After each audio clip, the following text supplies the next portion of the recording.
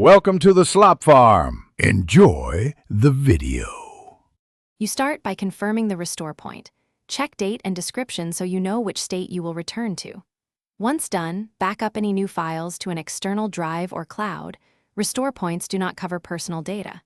Make sure to close active apps and save work, then disable antivirus only if it blocks the process. Next, open System Restore or Recovery interface and select the exact restore point. You will proceed in a controlled, single pathway.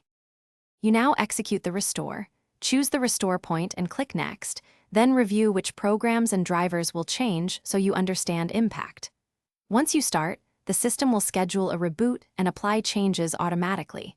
Note that this is the only way to roll back system files reliably. During the reboot, monitor progress and do not interrupt power. After the automated configuration completes, Windows will log the outcome and return you to the desktop for finish by verifying stability. Launch critical apps, check network and peripheral functions, and confirm settings match expectations. Once satisfied, re-enable antivirus and restore any backed up files. If hardware or drivers misbehave, reinstall or update drivers as necessary. You may need to run Windows Update.